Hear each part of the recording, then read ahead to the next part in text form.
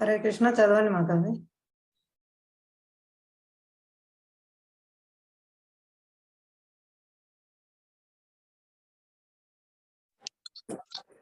హరే కృష్ణ మాతాజీ. హరే కృష్ణ మాతాజీ.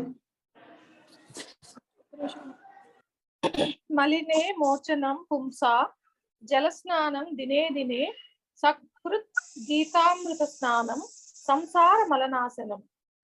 ప్రతిదినము కావించే జలస్నానముచే మనుజుడు తనను శుభ్రపరచుకొనవచ్చును. కానీ పవిత్రమగు భగవద్గీతయను గంగాజలమునందు అతడు ఒక్కమారైనను స్నానమాచరించినచో సంసార మాలిన్యము సంపూర్ణముగా నశించిపోవచ్చున్నది. హరే కృష్ణ. హరే కృష్ణ, ధన్యవాదాలు, చక్కగా చదివారు.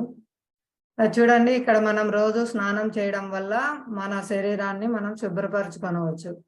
అలాగే పవిత్రమగు భగవద్గీత అయిన గంగాజలంలో మనం స్నానం చేస్తే సంసార మాలిన్యం అనేది సంపూర్ణంగా నశించిపోతుంది. సంసార మాలిన్యం అంటే నిన్న చెప్పుకున్నాం కదా, మన కష్టాలు, జన్మ, మృత్యు, జరా, వ్యాధులు.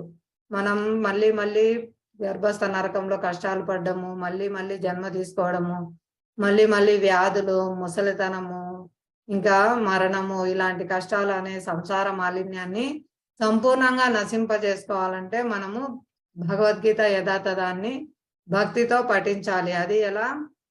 ఆచార్యుల నిర్దేశంలో, గురువు నిర్దేశంలో మనము భగవద్గీతను అధ్యయనం చేయాలి.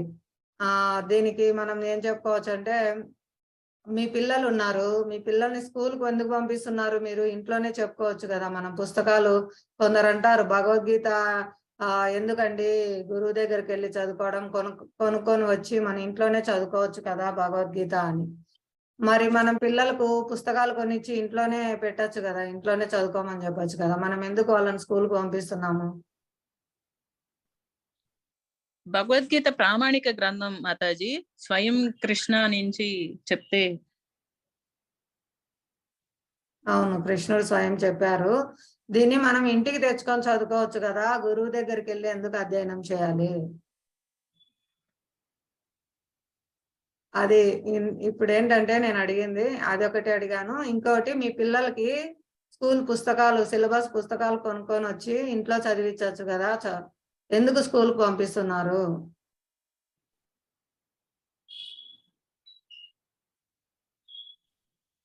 పిల్లల్ని ఇంటి దగ్గరే చదివించవచ్చు కదా పుస్తకాలు కొనిచ్చి, స్కూల్కి ఎందుకు పంపిస్తున్నారు? మాతాజీ ఎవరైనా చెప్తారా? అర్థమైందా క్వశ్చన్? క్వశ్చన్ అర్థమైంది కానీ క్రమశిక్షణ కోసం. ఇంకా గురువుల సాంగత్యంలో జ్ఞానం కావాలి మాతాజీ. అవును మాతాజీ, గురువు నిర్దేశంలో వాళ్ళు చదువుకోవాలి. ఉన్నతమైన వాళ్ళు జ్ఞానం బోధిస్తారు. మనం అజ్ఞానంలో జన్మించాము, మనంతటా మనము వాటిని అన్నిటినీ తెలుసుకోలేమన్నమాట. అధ్యయన పూర్వకంగా మనం ఖచ్చితంగా గురువుని ఆశ్రయించాలి. గురువు ద్వారానే మన అజ్ఞానం నశించిపోతుంది. అదే విధంగా భగవద్గీత కూడా కొనుక్కొని వచ్చి ఇంట్లో కూర్చొని చదువుకుంటా అంటే అర్థం కాదు మనకు. మనం దాని నుంచి పూర్ణ లాభం పొందాలి, మనం పూర్ణత్వాన్ని పొందాలి, లాభం పొందాలి అంటే మనం కంపల్సరీ ప్రామాణిక గురువుని ఆశ్రయించాలి. ప్రామాణిక గురువు అంటే సర్టిఫైడ్. ఇప్పుడు మనం ఏ స్కూల్లో అంటే ఆ స్కూల్లో చేర్పించాం కదా పిల్లల్ని. అది గవర్నమెంట్ తో ఎలిజిబుల్ అయిన స్కూల్లోనే చేర్పిస్తాము. గవర్నమెంట్ నుంచి సర్టిఫై రావాలి. వాళ్ళు టీచర్స్ కూడా వాళ్ళు క్వాలిఫైడ్ టీచర్సే ఉండాలి, ప్రామాణికమైన అంటే గురువులే ఉండాలి. అదే విధంగా శాస్త్రంలో మనకు 4 సాంప్రదాయాలు చెప్పబడినాయి. ప్రామాణికమైన సాంప్రదాయాలు: శ్రీ సాంప్రదాయము, బ్రహ్మ సాంప్రదాయము, కుమార సాంప్రదాయము, ఇంకా వచ్చేసి మా శివుడి నుంచి వస్తారు రుద్ర సాంప్రదాయం. ఈ 4 సాంప్రదాయాలు మాత్రమే శాస్త్రంలో ప్రామాణిక సాంప్రదాయాలుగా చెప్పబడినవి. ఈ సాంప్రదాయంలోని ప్రామాణిక గురువులను ఆశ్రయించి వారి ద్వారా మనము ఈ ఆత్మ, ఈ భగవంతునికి నాకు గల సంబంధం ఏమిటి, ఈ ఆత్మజ్ఞానం అంతా మనము వారి వద్ద నుంచి నేర్చుకోవాలన్నమాట. అంటే అధ్యయనం చేయాలి. ఇది భగవద్గీతలోనే చెప్పబడింది. తద్విద్ధి ప్రణిపాతేన పరిప్రశ్నేన సేవయ ఉపదేశంతి తే జ్ఞానం జ్ఞానిన తత్వదర్శిన. అది మనం వచ్చే అధ్యాయంలో తెలుసుకుంటాము. అంటే గురువును వినయంతో సమీపించి వారి దరి చేరుము, వారికి సేవలు చేసి వారి నుంచి నువ్వు ఇటువంటి ప్రశ్నలకు సమాధానాలు పొందాలి. వారిని ప్రశ్నించు. నీకు వచ్చే సందేహాలకు, నీకు తత్వపూర్ణమైన ప్రశ్నలకు వాళ్ళు సమాధానం చెప్తారు. ఎందుకంటే వాళ్ళు ఆత్మదర్శులగుట చేత నీకు సమాధానాలు చెప్తారు. ఏ విధంగా అయితే మనం అజ్ఞానంలో ఉన్న మన పిల్లల్ని స్కూల్లో చేర్పించి ఉపాధ్యాయుల శిక్షణ వాళ్ళు శిక్షితులయ్యి వాళ్ళు ఉపాధ్యాయుల ద్వారా అన్ని విషయాలు తెలుసుకొని జ్ఞానవంతులయ్యి వాళ్ళు కూడా ఒక ఉన్నత స్థాయికి మళ్ళీ వాళ్ళు కూడా ఇంకొకరికి నేర్పించే స్థాయికి వాళ్ళు ఉన్నతంగా తీర్చిదిద్దబడతారు. గురువులు వాళ్ళని ఆ విధంగా తీర్చిదిద్దుతారనమాట. అదే విధంగా మనం కూడా అజ్ఞానంలో జన్మించాం ప్రతి ఒక్కరము. మనం కూడా దివ్యమైన జ్ఞానం పొందాలంటే గురువును తప్పకుండా ఆశ్రయించాలన్నమాట. ఇది కొందరు తెలియక మాట్లాడతారు, వాళ్ళకి ఇలా మనం చెప్పచ్చు అనమాట. ఇంటి దగ్గర తెచ్చుకొని చదువుకోవచ్చు కదా అండి, గురువు ఎందుకు అవసరము అని. అప్పుడు మన పిల్లలకి ఇంటి దగ్గరే మొత్తం డాక్టర్ కోర్సుకు సంబంధించినవన్నీ షాప్ లో దొరుకుతున్నాయి. బుక్స్ తెచ్చుకొని ఇంటి దగ్గర చదవచ్చు కదా. ఎందుకు వాళ్ళు యూనివర్సిటీలో సీట్ తెచ్చుకొని ప్రొఫెసర్స్ దగ్గరికి వెళ్ళి చదువుకొని ప్రాక్టికల్స్ చేసి సర్టిఫై అయితేనే కదా వాళ్ళకు ప్రాక్టీస్ చేసుకోవడానికి వచ్చేది. అలాగే మనం కూడా భగవంతుని ధామం వెళ్ళాలంటే ఒక ప్రాసెస్ ఉంటుందన్నమాట. కంపల్సరీ ప్రామాణిక సంప్రదాయంలోని ప్రామాణిక గురు పరంపరలో వచ్చిన ప్రామాణిక గురువునే ఆశ్రయించాలి. ఎవరు పడితే వాళ్ళని గురువు అనకూడదు. వాళ్ళు చాలా ప్రమాదకారులు, మోసం చేసే వాళ్ళై ఉంటారు. చాలా జాగ్రత్తగా ఉండాలి. కాబట్టి ప్రతి ఒక్కరూ ఏ విధంగా అయితే మంచి స్కూలా ఇది కాదా అని పిల్లల్ని చేర్పించేటప్పుడు తల్లిదండ్రులు ఊరికే చేర్పించారు కదా, ఎంక్వైరీ చేస్తారు. ఆ స్కూల్లో బాగా చెప్తున్నారా, ఎడ్యుకేషన్ ఎలా ఉంది, అదంతా మొత్తం యూనివర్సిటీలో జాబ్స్ వాళ్ళకి ఎలా వస్తున్నాయి, క్యాంపస్ సెలక్షన్స్ ఎలా ఉన్నాయి, పర్సెంటేజ్ ఏంటి అన్ని చూసుకుంటారు కదా.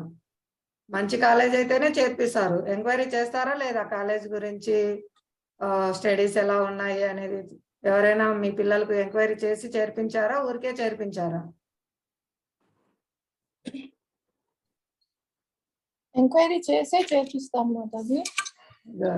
హరే కృష్ణ. అదే విధంగా మనం ఆధ్యాత్మిక సాధనలో కూడా మనము ప్రామాణిక గురు పరంపర, ప్రామాణికమైన సాంప్రదాయమా అని ఎంక్వైరీ చేసుకొని మనం కరెక్ట్ అయిన దాంట్లో, ప్రామాణికమైన దాంట్లోనే మనం చేరాలన్నమాట. ఇప్పుడు ఎలిజిబుల్ గాని యూనివర్సిటీలో చేర్పిస్తే ఆ సర్టిఫికేట్ ఉపయోగపడుతుందా ఏమన్నా? ఆ పిల్లవానికి ఏం ఉపయోగపడదు. ఎందుకంటే ఆ యూనివర్సిటీనే ఎలిజిబుల్ కాదు గవర్నమెంట్ చేత. అప్పుడు ఎలా అది వాళ్ళు సర్టిఫై చేస్తారు? అది గవర్నమెంట్ చేతన ఎలిజిబుల్ అయిన యూనివర్సిటీ మాత్రమే మనకు మంచిగా కరెక్ట్ అయిన పద్ధతిలో మనను ఉన్నత స్థితికి తీసుకెళ్తారనమాట. లేదంటే ఆ సర్టిఫికేట్ ఉపయోగపడదు. కాబట్టి శాస్త్రంలో భగవంతునిచే ఆమోదింపబడిన సాంప్రదాయాలు మాత్రమే మనము ఫాలో కావాలి. చాలా చాలా అపసాంప్రదాయాలన్నీ ఉన్నాయన్నమాట. ఇంకా భారతదేశంలో ఇంకా ఎక్కువ ఉన్నాయి. వీధికి ఒక భగవాన్ అంటారు, ప్రతి ఒక్కరు గురువు అంటారు. ఆ గురువు నేనే భగవాన్ అంటాడు. అది భగవాన్ అనేది చీప్ విషయం కాదనమాట. ఎవరిని పడితే వాళ్ళని భగవాన్ అనకూడదు. భగవాన్ అంటే శాస్త్రంలో చెప్పబడి ఉండాలి. శాస్త్రంలో భగవాన్ అనేది ముందే చెప్పబడి ఉంటది. ఆయన ఎక్కడ ఆవిర్భవిస్తారు, వచ్చి ఏ కార్యాలు చేస్తారు అనేది శాస్త్రంలో ఆయన రాకముందే చెప్పబడి ఉంటది అనమాట. భాగవతంలో ఇప్పుడు చూసుకుంటే చైతన్య మహాప్రభు గురించి భాగవతంలో చెప్పబడింది. బుద్ధ భగవాన్ గురించి భాగవతంలో ముందే చెప్పబడింది. బుద్ధ భగవాన్ వచ్చి 2500 సంవత్సరాల కిందటే, కానీ భాగవతం 5000 సంవత్సరాల కిందటే వ్యాస భగవాను సుఖదేవ గోస్వామికి బోధించారు. సుఖదేవ గోస్వామి పరీక్షిత్ మహారాజుకు బోధించారు. అప్పుడే భగవాన్ బుద్ధుడు ఎక్కడ వస్తున్నాడు, వచ్చి ఏ కార్యాలు చేస్తాడు, ఈ కలియుగ అంతంలో ఎప్పుడు వస్తారు, 4,30,000 సంవత్సరాల తర్వాత వస్తారు కల్కి భగవాన్. ఇప్పుడు భాగవతం చెప్పి 5,000 సంవత్సరాలే. ద్వాపర యుగం పూర్తయి కలియుగం వచ్చి కేవలం 5,000 సంవత్సరాలే. కానీ కలియుగం యొక్క కాలక్రమం ఎంత ఉందంటే 4,30,000 సంవత్సరాలు ఉందన్నమాట. అప్పుడు చివరిలో వస్తారు కల్కి భగవాన్. కానీ ఇప్పుడు ఎవరు పడితే వాళ్ళు మేము కల్కి భగవాన్ అని చెప్పి ఆశ్రమాలు ఓపెన్ చేసి చాలా ప్రజలను ఘోరంగా మోసం చేస్తున్నారు. అవన్నీ మనం టీవీలో న్యూస్ లో చూసాము. కాబట్టి మనం జాగ్రత్తగా ఉండాలన్నమాట. ఎవరిని పడితే వాళ్ళను గురువు అనకూడదు, భగవాన్ అనకూడదు. ఇంకా భగవాన్ వచ్చినప్పుడు శాస్త్రంలో ముందే చెప్పబడి ఉంటుంది, అసాధారణమైన కార్యాలు చేస్తారు. భూత భవిష్యత్ వర్తమానాల కాలంలో ఎవ్వరూ చేయలేని పనులు చేస్తారు. ఉదాహరణకు శ్రీకృష్ణ భగవానుడు 7 సంవత్సరాల వయసులో ఎడం చేతి చిటికెన వేలుతో ఆయన గోవర్ధన గిరి పర్వతాన్ని ఎత్తారు. ఎవరైనా ఇప్పుడు భగవాన్ అనేవాళ్ళు 1 గంట 7 రోజులు కాదు 7 గంటలు అట చెయ్యి పైకి ఎత్తుకొని చిటికెన వేలు మీద ఏమీ లేకుండా నిలబెట్టుకోమనండి, నిలబెడతారేమో. వాళ్ళు అలసిపోతారు, 1 గంట కూడా నిలబెట్టలేరు. శ్రీరామచంద్రుడు సముద్రంపై వారధి నిర్మించారు. రామనామంతోనే అవన్నీ కొండలు రాళ్ళన్నీ తేలుతున్నాయి. ఆయన సముద్రం దారి ఇవ్వకుండా అంటే ఆయన ఉగ్రంగా కోపం లీల ప్రదర్శించారు. ఆయన కోపంగా చూస్తానే సముద్రం అంతా ఉడికిపోయింది అనమాట, వేడెక్కిపోయింది. ఎవరైనా ఒక గ్లాస్ నీళ్లు ముందర పెడితే వాళ్ళ చూపుతో దాన్ని వేడెక్కించమనండి, వాళ్ళు భగవాన్ అయితే. అంటే భగవంతుడు అంటే ఏం చీఫ్ కాదు, చీఫ్ ఎవరు పడితే వాళ్ళు భగవాన్ కాదు. భగవాన్ అంటే సమస్త షడ్గుణైశ్వర్య పూర్ణుడు అనమాట. ఆయన చేసేటువంటి కార్యాలన్నీ దివ్యమైంటి, ఉరుక్రముడు అంటారు. అంటే అచింతమైన కార్యాలు చేస్తారనమాట, ఎవ్వరూ చేయలేనివి. ఆయన వామనావతారంలో చూడండి 3 అడుగులతో మొత్తం కొలిచేశారు, మొత్తం సమస్త జగత్తును కొలిచేశారు. 2 అడుగులతోనే, 3వ అడుగు ఎక్కడ పెట్టాలని అడుగుతున్నారు. అలాంటి ఉరుక్రముడు అనమాట. అంటే అచింతమైన కార్యాలు చేస్తారు, ఎవ్వరూ చేయలేని కార్యాలు చేస్తారు భగవాన్ అంటే. కాబట్టి మనం చాలా జాగ్రత్తగా ఉండాలి. ఎవరిని పడితే వాళ్ళని భగవాన్ అనకూడదు, ఎవరిని పడితే వాళ్ళని గురువు అనకూడదు. ప్రామాణిక సాంప్రదాయంలో ఉన్నారా, వాళ్ళు ప్రామాణిక గురు పరంపరలో ఉన్నారా, వాళ్ళు యథాతథంగా బోధిస్తున్నారా, ఇవన్నీ మనం చూడాలన్నమాట. ఇప్పుడు ఇస్కాన్ ప్రామాణిక పరంపర బ్రహ్మ సంప్రదాయంలో వచ్చింది. కృష్ణుడి నుంచి బ్రహ్మ, బ్రహ్మ నుంచి నారదుడు, నారదు నుంచి వ్యాస భగవాను, అలా పరంపరలో మనకు శ్రీల ప్రభుపాదుల వారు, వారికి శిష్యులు, వారి శిష్య పరంపర ద్వారా మనకి ఇస్కాన్లో ఇప్పుడు పరంపరలోనే గురువులు బోధిస్తున్నారు యథాతథంగా. దీనికి ప్రూఫ్ మనం చెప్పుకున్నాం కదా నిన్న, ఫలేన పరిశీయతే, ఫలాన్ని చూడండి. యథాతథంగా వాళ్ళు బోధిస్తున్నారు కాబట్టి ఇంత విప్లవాత్మకమైన మార్పులు ప్రజల జీవితాల్లో వస్తున్నాయి. ప్రపంచవ్యాప్తంగా జనులందరి హృదయాల్లో చాలా విప్లవాత్మకమైన మార్పులు వచ్చాయి. వాళ్ళందరూ ఆచరిస్తూ ఉన్నారు, చాలా ఆనందంగా ఉన్నారు. ఇదంతా మనం చూడాలి, మనం పరిశీలించాలి, ఎంక్వైరీ చేయాలి. మన పిల్లల్ని ఎలాగైతే యూనివర్సిటీలో మంచి యూనివర్సిటీగా, ఇది ఎలిజిబుల్ యూనివర్సిటీనా అని చూసుకొని ఎలా చేర్పిస్తున్నామో, మనం కూడా ఆధ్యాత్మికంగా ఎవరిని పడితే వాళ్ళను భగవాన్ అని గురువు అని నమ్మకూడదు. మనం కూడా అన్ని చూడాలి, పరిశీలించాలి, ఎంక్వైరీ చేయాలి, తర్వాతనే మనము వాళ్ళని ఆశ్రయించాలి అన్నమాట. హరే కృష్ణ, ధన్యవాదాలు. ఇంకా ఇప్పుడు భగవద్గీత 3వ అధ్యాయము కర్మయోగం చెప్పుకుంటున్నాము. ఈ 1వ శ్లోకం ఎవరైనా చదువుతారా?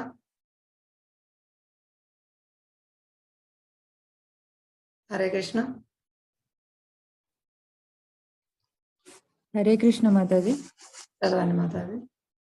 అర్జున ఉవాచ జూయసి చేత్ కర్మణస్తే మతా బుద్ధిర్జనార్దన తత్కిం కర్మని ఘోరే మాం నియోజ్జయసి కేశవ. అర్జునుడు పలికెను, ఓ జనార్దన, కేశవ, కామ్యకర్మము కంటెను బుద్ధియే ప్రశస్తతరమని నీవు భావించినచో నన్ను ఇట్టి ఘోరమైన యుద్ధమునందు ఎందులకు నియోగింపగోరుచున్నావు?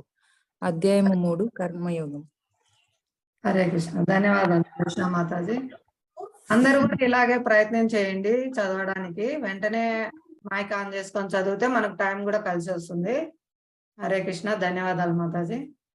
ఇక్కడ చెప్తున్నారు అర్జునుడు, నేను యుద్ధం చేయను అంటున్నాను, నువ్వు ఏమో నీ స్వధర్మం నిర్వహించాలి, నువ్వు కర్మఫలం ఆశించకూడదు అని చెప్తున్నావు.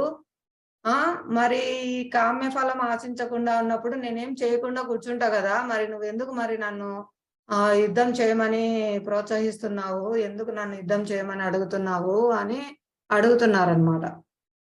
ఇప్పుడు మనం ఎవరైనా అనవచ్చు, ఇవన్నీ చేయడం ఎందుకు, మనం మళ్ళీ కర్మఫలాల్లో చిక్కుంటాం కదా అని. ఇక్కడ కృష్ణుడు మనకు చెప్పాం కదా నిన్న, అకర్మ బోధిస్తున్నారు. అకర్మ అంటే పనులు చేస్తాము కానీ ఆ పుణ్యఫలం కానీ పాపకర్మ ఫలం కానీ మనకు అంటకుండా పనులు చేయడము అకర్మ అంటారు అన్నమాట. శాస్త్రంలో చెప్పబడిన కర్మలు చేయడము ఒకటి, శాస్త్రంలో చెప్పబడని కర్మలు అంటే చేయకూడని కర్మలు చేయడం ఒకటి వికర్మ. అకర్మ వచ్చేసి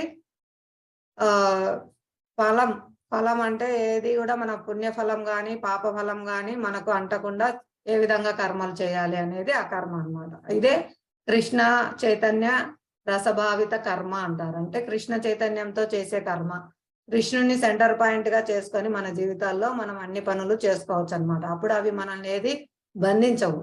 పుణ్యమైనా బంధిస్తుంది, పాపమైనా బంధిస్తుంది. నిన్న తెలుసుకున్నాం కదా మనము, పుణ్యం బంధిస్తుందంటే మీకు గొప్ప ధనవంతుడైన కుటుంబంలో జన్మ రావచ్చు, కానీ ధనవంతునికి వ్యాధులు వస్తాయి, ముసలితనం వస్తుంది, మరణం వస్తుంది. అప్పుడు కష్టాలేమో వస్తాయి కదా వాళ్ళకు కూడా. అంటే పుణ్య ఫలం చేసి కూడా వాళ్ళు కష్టాలు పొందాల్సిందే జన్మ తీసుకొని.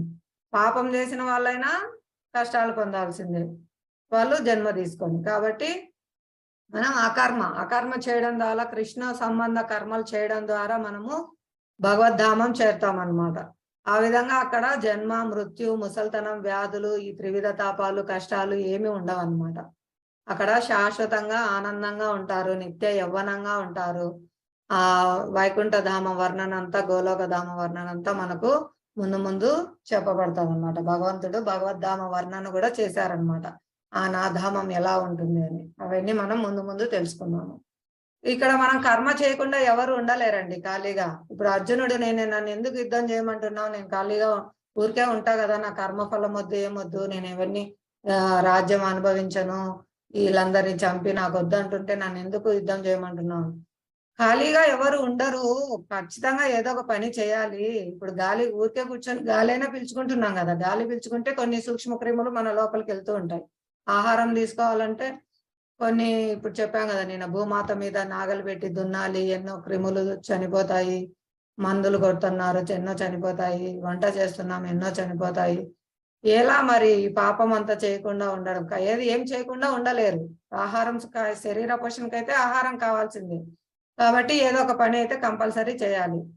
కాబట్టి ఎలా ఆ కర్మఫలం మనకు అంటకుండా చేయాలి అనేది ఇక్కడ కృష్ణుడు బోధిస్తున్నారు అనమాట. ఊరికే ఎవరు ఖాళీగా కూర్చోరు, కంపల్సరీ ఏదో ఒక కర్మ చేయాలి. ఇది దీనికి అర్జునుడికి నెక్స్ట్ సమాధానం చెప్తారనమాట కృష్ణుడు. ఎవరైనా చదవండి ఈ శ్లోకం, 2వ శ్లోకము. హరే కృష్ణ. హరే కృష్ణ మాతాజీ. హరే కృష్ణ మాతాజీ, చదవండి. వ్యామిశ్రేణేవ వాక్యేన బుద్ధిం మోహయసీవ మే తదేకం వద నిశ్చిత్యేన శ్రేయో హామాపుమ్యాం. అనేకార్థములు కలిగిన నీ బోధలచే నా బుద్ధి మోహము నొందినది. కావున నాకు ఏది అత్యంత శ్రేయోదాయకమో దయతో నిశ్చయముగా తెలియజేయము. హరే కృష్ణ మాతాజీ. హరే కృష్ణ. ధన్యవాదాలు లక్ష్మీదేవి మాతాజీ గారు, చక్కగా చదువుతున్నారు. అందరూ కూడా ప్రయత్నం చేయండి. ఇక్కడ నాకు అర్థం కావట్లేదు, నువ్వు ఒకవైపు ఏమో కర్మ చేయమని చెప్తున్నావు, ఒకవైపు ఏమో కర్మ ఫలం ఆశించొద్దని చెప్తున్నావు.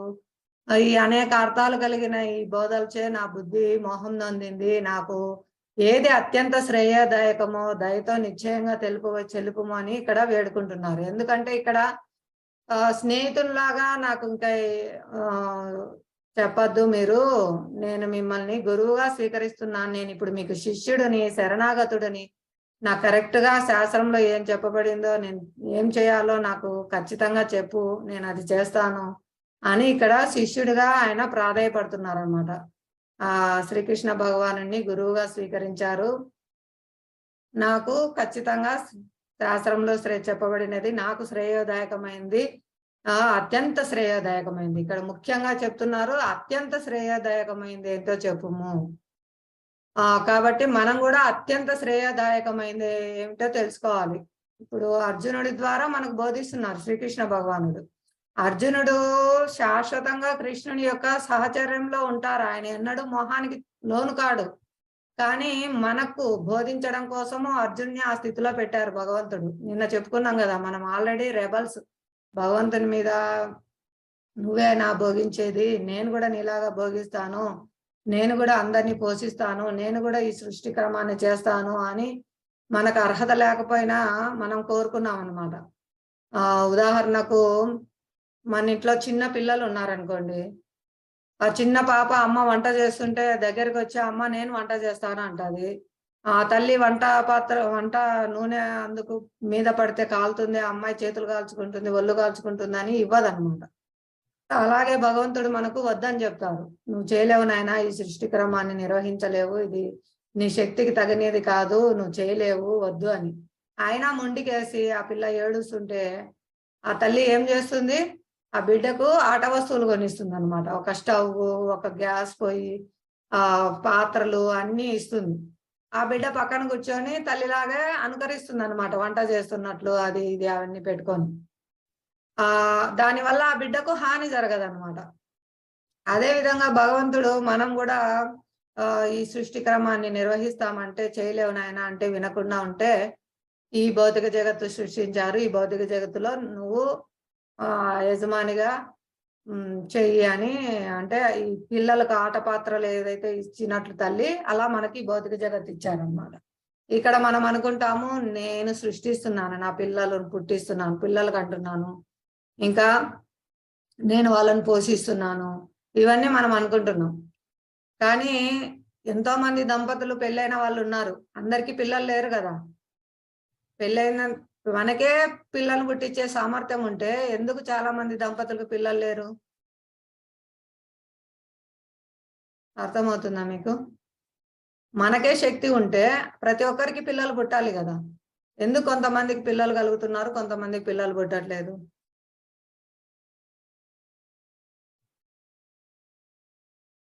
ఇది పైన భగవంతుని నిర్ణయం అన్నమాట. వాళ్ళ కర్మానుసారము కర్మనా దైవనేత్రేనా అంటే వాళ్ళ యొక్క కర్మ ఫలితాల అనుసారంగా భగవంతుని యొక్క నిర్దేశంలో దేవతలు వాళ్ళకు ఇస్తూ ఉంటారు. మన యొక్క ప్రయత్నంతో జరగదన్నమాట. మన యొక్క కర్మ ఫలితము, మన యొక్క కోరికలు అక్కడ మనకు అర్హత ఉంటే భగవంతుని అనుగ్రహం ద్వారా దేవతలు మనకు ఇస్తారు, లేకపోతే రాదన్నమాట. కాబట్టి ఇక్కడ మనం చేసేది ఏం లేదు. ఆ బిడ్డ కూడా అక్కడ వంట చేస్తుంది, కానీ ఆ బిడ్డ ఆకలి తీరుతుందా ఆ వంట పాత్రలతో, ఆట పాత్రలతో? ఆ బిడ్డ వంట చేసుకొని తింటే గన ఆ పిల్ల కడుపు నిండుతుందా? మీ పిల్లలకి ఎవరికైనా ఆట వస్తువులు కొనిచ్చారా, వంట పాత్రలు అవన్నీ? కొనిచ్చాం మాతాజీ, ఆకలి తీరదు. తీరదు. మళ్ళీ తల్లి దగ్గరికి వెళ్ళి ఆ అమ్మాయి ఆశ్రయించాల్సిందే. అలాగే మనకు ఈ భౌతిక జగత్తులో ఎక్కడా సంతోషం, ఆనందం దొరకదు. మనం భగవంతునిలాగా భోగించాలనుకొని వచ్చి ఇక్కడ ఆటపాత్రలాగా ఇక్కడ ఇవన్నీ నిర్వహిస్తున్నాం, కానీ మనకు ఆనందం దొరకదు. మళ్ళీ తండ్రిని ఆశ్రయిస్తేనే మనకు ఆకలి, ఆనందం అనేది కలుగుతుంది. అప్పుడు ఆ తల్లిని ఆశ్రయిస్తే ఆ తల్లి నిజమైన వంట చేసి ఉంటుంది కాబట్టి ఆ బిడ్డకు తినిపిస్తుంది, ఆ బిడ్డ ఆకలి తీరుతుంది అనమాట. అలాగే మనం ఆనందం భోగించాలనుకున్నాము, అది మన స్వయంగా మన స్వీయ ప్రయత్నం ద్వారా మనము ఆనందాన్ని పొందలేము. మనం ఎప్పుడైతే కృష్ణ సంబంధంలో కృష్ణుని సేవకులుగా ఉంటామో కృష్ణుడు మన సంపూర్ణంగా మనను ఆయన స్వీకరిస్తారు. ఆయన సేవకుడుగా ఉండడం ద్వారా మనం ఆనందం పొందుతాము. సొంతంగా భోగించాలనుకుంటే మనం ఆనందం పొందలేమన్నమాట. ఎలాగైతే ఆ బిడ్డ వంట పాత్ర ద్వారా కడుపు నిండదో అదే విధంగా మనం సొంతంగా భోగించాలనుకుంటే మనకు ఆనందం అనేది దొరకదు. అందుకే ఈ భౌతిక జగత్తులో దుఃఖాలయం, ఈ దుఃఖాలయంలో మనం దుఃఖాలు అనుభవిస్తున్నాము. మళ్ళీ పోనీలే దుఃఖాలు సర్దుకుంటా అన్నా ఉండడానికి లేదు, అశాశ్వతం, వదిలిపెట్టి వెళ్ళిపోవాల్సిందే శరీరాన్ని. కాబట్టి మనం ఇది తెలుసుకోవాలి, భగవంతుని సెంటర్ పాయింట్ గా చేసుకొని ఆయన ప్రీత్యర్థం మనం కార్యాలు చేస్తే మనం ఆనందంగా ఉంటాము. మనం స్వీయ ఇంద్రియ తృప్తి కోసమై భోగించాలనుకుంటే మనకు ఆనందం దొరకదు ఎన్నటికీ. ఆ బిడ్డకి ఎలాగైతే ఆట వస్తువుల ద్వారా ఆకలి తీరదో అలా మనకి ఎన్నటికీ తీరదు. కంపల్సరీ మనం తండ్రిని ఆశ్రయించాలి, అప్పుడే మనకు నిజమైన ఆనందం అనేది లభిస్తుంది అన్నమాట. ఈ అత్యంత శ్రేయదాయకమైన విషయం అడుగుతున్నారు కదా. ఇప్పుడు భగవద్గీత 3వ అధ్యాయం 4వ శ్లోకం చదవండి ఎవరైనా. శ్రేయదాయకమైన విషయము మనకు ముందు చెప్తారు భగవంతుడు. చదవండి ఎవరైనా మాతాజీ.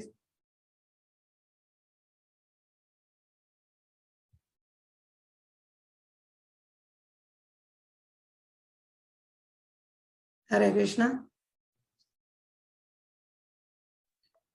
హరే కృష్ణ మాతాజీ. హరే కృష్ణ. నా కర్మణ మనారంభాన్ నైష్కర్మ్య పురుషోస్నుతే నచ సన్య సనాదేవ సిద్ధిం సమధి గచ్చతి. కేవలం కర్మను చేయుకుండుట ద్వారా ఎవ్వరును కర్మ ఫలము నుండి ముక్తి పొందలేరు. అలాగుననే కేవలం సన్యాసము ద్వారా ఎవ్వరును సంపూర్ణత్వమును పొందలేరు. హరే కృష్ణ మాతాజీ. కొన్ని స్పెల్లింగ్ మిస్టేక్స్ ఉన్నాయి. మీ దగ్గర భగవద్గీత అంటే ఓపెన్ చేసుకొని చదవచ్చు కూడా. భగవద్గీత సరే సరే. సమాధి గచ్చతి. ధన్యవాదాలు మాతాజీ.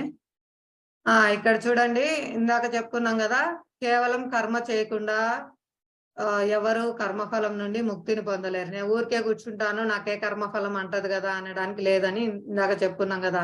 గాలి పీల్చుకోవాలి, ఆహారం తీసుకోవాలి, ఏదో ఒక కర్మ అయితే కంపల్సరీ చేయాలి. కాబట్టి ఊరికే కర్మ చేయకుండా ఎవరు ఉండలేరు. కానీ కర్మ చేస్తూ కర్మఫలం అంటకుండా ఎలా చేయాలనేది నేర్చుకోవాలన్నమాట. అదే ఆ కర్మ. అలాగే కేవలం సన్యాసం ద్వారా ఎవరు సంపూర్ణత్వం పొందలేరు. నేను అడవికి వెళ్తాను, ముక్కు మూసుకొని అక్కడ జపం చేస్తాను అంటే కుదరదు అనమాట. ఎందుకంటే ఈ కాలంలో ఎవరు అడవికి వెళ్ళి చెప్పుకున్నాం కదా, కలియుగంలో అంత శక్తిమంతులు లేరు. కలియుగం మందభాగ్యులు, మందమతులు, అల్పాయుష్ గలవారు, వాళ్ళకి ఆయుష్ తక్కువ, అన్నీ తక్కువే అనమాట. అప్పుడు పూర్వయుగాల్లో ఫస్ట్ సత్యయుగంలో తపస్సులు చేసేవారు. అడవికి వెళ్ళి ఎప్పుడు 60,000 సంవత్సరాలు కూడా తపస్సులో కూర్చునేవారు.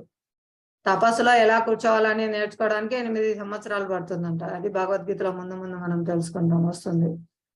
అలాంటిది మనం ఇప్పుడు చూడండి, ఒక కుదుటుగా ఒక అరగంట గంట కూడా కూర్చోవాలంటే మనకు కష్టంగా ఉంటుంది. అలాంటిది సంవత్సరాలు, 1000 సంవత్సరాలు తపస్సు చేస్తే గానీ భగవత్ సాక్షాత్కారం పొందలేరు. ఇప్పుడు అంత ఆయుష్ లేదు, అంత శక్తి లేదనమాట. కాబట్టి ఊరికే అర్హత లేకపోయినా నేను అన్ని వదిలేసి వెళ్ళిపోతానని వెళ్ళిపోయి అక్కడ మళ్ళీ ఇంకా ఏంటో పిచ్చి పిచ్చి పనులు చేసి ఇంకా బంధం పెంచుకోవడం కంటే, ఎక్కడ ఉన్నావో స్థానే స్థిత చైతన్య మహాప్రభు మనకు చాలా సులభంగా ఇచ్చారు. మీరు ఎక్కడ ఉన్నారో అక్కడే ఉండండి. మీరు గృహస్థాశ్రమంలో ఉంటే గృహస్థాశ్రమంలోనే ఉండండి. మీరు ఉన్న చోటనే ఉండి హరే కృష్ణ మహామంత్రం చేస్తూ కృష్ణుడిని మీ జీవితంలో సెంటర్ పాయింట్ గా చేసుకొని కృష్ణునికి సమర్పించి ప్రసాద రూపంలో తీసుకోండి. ఆ విధంగా మీరు కర్మచే బంధింపబడరు, కర్మ ఫలాలచే బంధింపబడరు అని చాలా సులభంగా ఇచ్చారనమాట. ఎక్కడున్న వాళ్ళు అక్కడే ఉండొచ్చు. సన్యాసం తీసుకొని వెళ్ళిపోవాల్సిన అవసరం ఏం లేదు. అంటే అర్హత లేకపోయినా సన్యాసం తీసుకుంటే వాళ్ళు ఉండలేరని అనమాట. ఇది కూడా చైతన్య మహాప్రభు లీలలో జరిగిందనమాట. ఒక శ్రీకాకుళంలో కూర్మ గ్రామం అనే గ్రామంలో చైతన్య మహాప్రభు ప్రచారం చేస్తున్నప్పుడు ఆయన ప్రచారానికి ఇన్స్పైర్ అయ్యి ఒక బ్రాహ్మణుడు ఇంకా నేను మీతో పాటు వచ్చేస్తాను అని కుటుంబాన్ని వదిలిపెట్టి ఆయన వెంట వెళ్తుంటే ఆయన ఆపుతారనమాట. చైతన్య మహాప్రభు, వద్దు, నువ్వు ఇంటికి వెళ్ళు, ఇంటికి వెళ్ళి నన్ను స్మరించుకుంటూ నేను ఇచ్చిన హరే కృష్ణ మహామంత్రాన్ని ప్రచారం చేస్తూ అందరితో మహామంత్రం పలికిస్తూ భగవద్గీత భాగవతం వాళ్ళకు చెప్తూ ఈ విధంగా శ్రవణ కీర్తన ద్వారా నువ్వు నన్ను పొందవచ్చు. నువ్వు ఈ విధంగా నా వెంట రాకూడదు, నువ్వు ఇంటికి వెళ్ళి నీ కుటుంబాన్ని చూసుకో అని ఆయన వెనక్కి పంపిస్తారనమాట. అంటే ఎక్కడున్న వాళ్ళు అక్కడే ఉండండి, చక్కగా హరే కృష్ణ మహామంత్రం కీర్తన చేసుకోండి, శ్రవణం చేయండి, భగవద్గీత భాగవతము ప్రామాణికమైన గురువుల ద్వారా విని అధ్యయనం చేసి అది జీవితంలో ఆచరించండి. మీరు అక్కడే సంపూర్ణత్వాన్ని భగవంతుని పొందుతారు. ఎక్కడున్న వాళ్ళు అక్కడే చేసుకోవచ్చు. చాలా సులభంగా ఇచ్చారనమాట చైతన్య మహాప్రభు, మహాకరుణతో ఇచ్చారు. ఈ కలియుగ జనులకు వేరే మార్గం లేదు. హరేర్నామ హరేర్నామ హరేర్నామైవ కేవలం కలౌ నాస్తేవ నాస్తేవ నాస్తేవ గతిరన్యదా. ఇది బృహన్నారదీయ పురాణం నుంచి చెప్పబడిందండి. ఈ బృహన్నారదీయ పురాణంలో ఈ శ్లోకంలో ఏం చెప్తున్నారంటే, ఈ కలియుగంలో హరినామం తప్ప హరినామం తప్ప హరినామం తప్ప వేరే గతి లేదు, వేరే గతి లేదు, వేరే గతి లేదు, ఇంకొక మార్గమే లేదు. ఏదైనా మనకు వేదాల్లో కానీ శాస్త్రాల్లో కానీ 3 సార్లు చెప్పినారంటే దానికి తిరుగులేదని. మంత్రం 3 సార్లు చెప్తే ఓం శాంతి శాంతి శాంతి అని చెప్తారు కదా, 3 సార్లు పలుకుతారు. అలాగే ఈ బృహన్నారదీయ పురాణంలో చెప్తున్న శ్లోకంలో హరేర్నామ హరేర్నామ హరేర్నామైవ కేవలం 3 సార్లు చెప్తున్నాను. హరినామమే గతి, హరినామమే గతి, హరినామమే గతి. కలౌ, ఈ కలియుగంలో కలౌ నాస్తేవ నాస్తేవ నాస్తేవ గతిరన్యదా. ఇంకొక మార్గం లేదు, ఇంకొక మార్గం లేదు, ఇంకొక మార్గం లేదు. మూడు సార్లు చెప్తున్నారండి హరినామమే గతి అని. కాబట్టి మనం ఇది జాగ్రత్తగా తీసుకోవాలి. చాలా సులభమైన విధానం. ఎక్కడున్న వాళ్ళు అక్కడ ఉండొచ్చు. ఏం చేస్తున్నారో గృహిణులు అయితే వాళ్ళ గృహం సంబంధ కార్యక్రమాలు చేయొచ్చు, వ్యాపారస్తులు వ్యాపారం చేసుకోవచ్చు, ఉద్యోగస్తులు ఉద్యోగం చేసుకోవచ్చు, ఎక్కడున్న వాళ్ళు అక్కడ ఉండొచ్చు, చదువుకునే వాళ్ళు చదువుకోవచ్చు. కానీ హరినామం చేస్తూ వాళ్ళ ఖాళీ సమయంలో పని చేసుకుంటూ కూడా హరినామం పలకచ్చు. దీనికి ఎటువంటి నియమ నిబంధనలు లేవు. సులభంగా మనం కలియుగంలో హరినామం చేయడం ద్వారానే భగవంతుని పొందవచ్చు అన్నమాట. చాలా సులభ విధానం ఇచ్చారు శ్రీ చైతన్య మహాప్రభు. దాన్ని మనకు శ్రీల ప్రభుపాదుల వారు పరంపరలో మన దగ్గరికి తీసుకొని వచ్చారు అన్నమాట. ఈ శ్లోకం ఎవరైనా చదువుతారా మాతాజీ? 3వ అధ్యాయం 8వ శ్లోకం.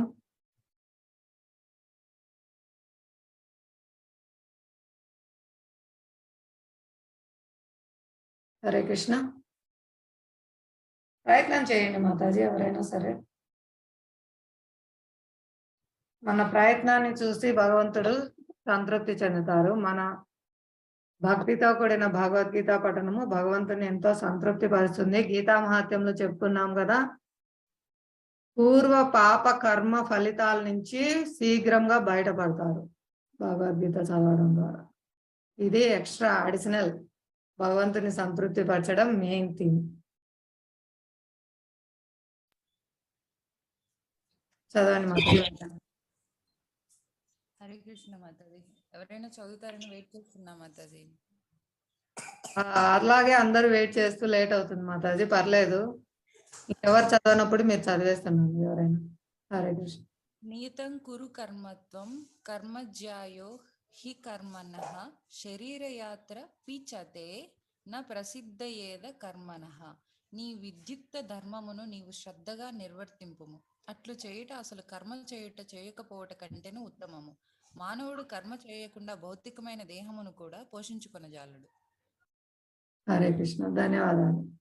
చూడండి, ఇక్కడ భగవంతుడు చెప్తున్నారు, ఖచ్చితంగా నీ విద్యుక్త ధర్మాన్ని నీవు శ్రద్ధగా ఆచరించుము.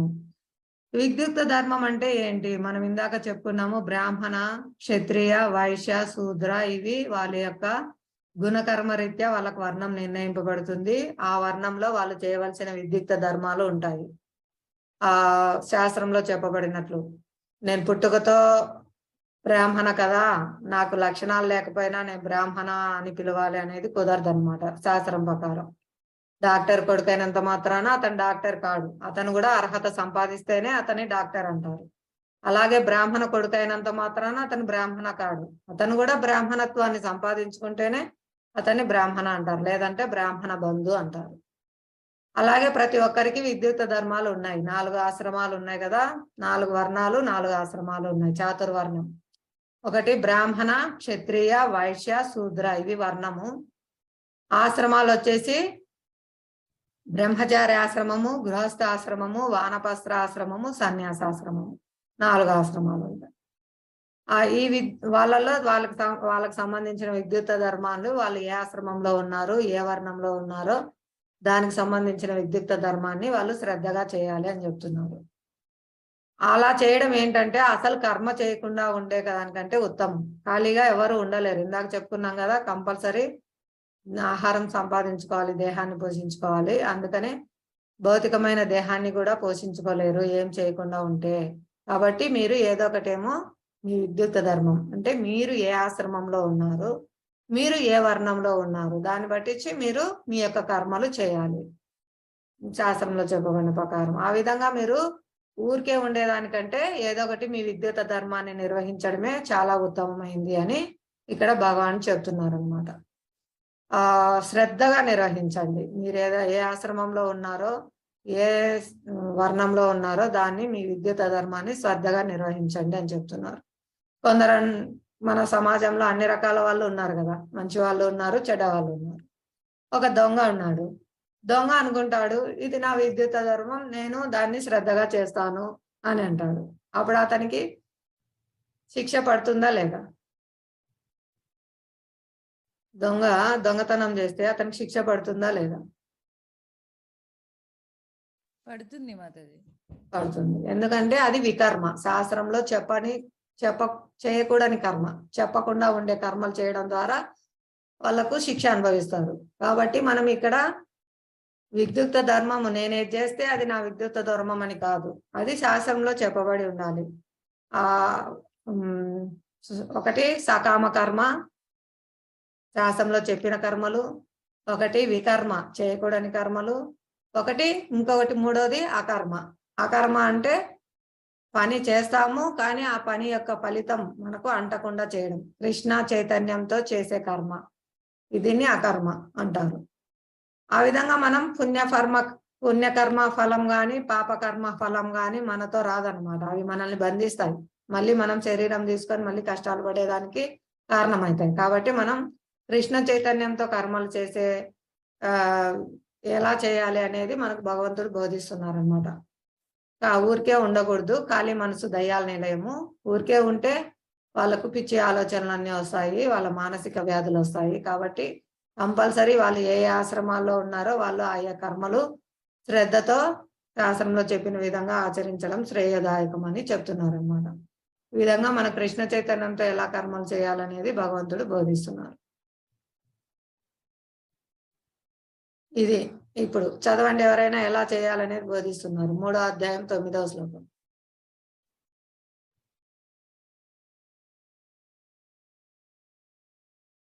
హరే కృష్ణ, చదవండి, ప్రయత్నం చేయండి ప్రతి ఒక్కరు మైక్ అన్మ్యూట్ చేసుకొని.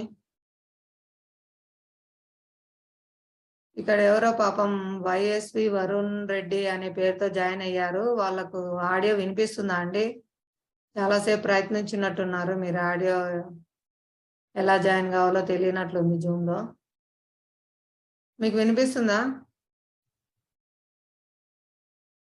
ప్రతి ఒక్కరు చదవండి, ఎవరితో అయినా తెలిసిన వాళ్ళతో చెప్పించుకోండి ఆడియో ఎలా జాయిన్ కావాలి, మ్యూట్ ఎలా చేసుకోవాలి, అన్మ్యూట్ ఎలా చేసుకోవాలి మైక్ అనేది.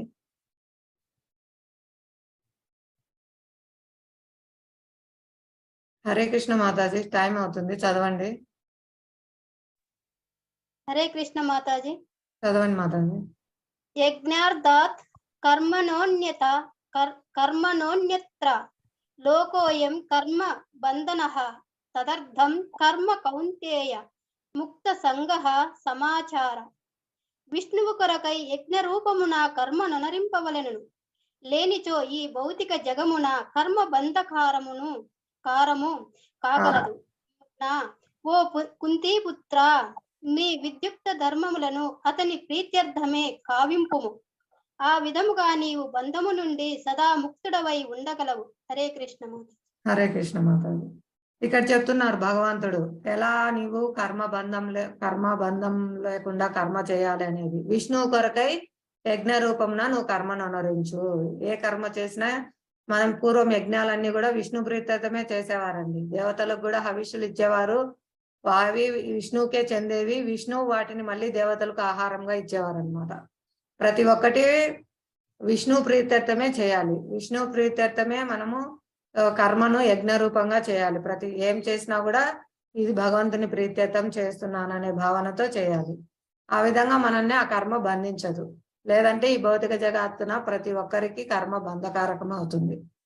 కాబట్టి మన విద్యుక్త ధర్మాలు, మనం ఎక్కడున్నామో, స్టూడెంట్ అయితే స్టూడెంట్ కానీ, వ్యాపారస్తులు కానీ, ఉద్యోగస్తులు కానీ, గృహిణులు కానీ, ఎవరైనా సరే వాళ్ళు ఎక్కడున్నారో అక్కడే ఉంటూ వాళ్ళు భగవన్నామ స్మరణతో వాళ్ళు చేసే ప్రతి పని భగవంతుని ప్రీత్యర్థం చేయడానికి ప్రయత్నం చేస్తే గురువు యొక్క నిర్దేశంలో వాళ్ళకి ఆ కర్మ బంధింపబడదు, వాళ్ళు ఆ కర్మచే బంధింపబడదు అనమాట.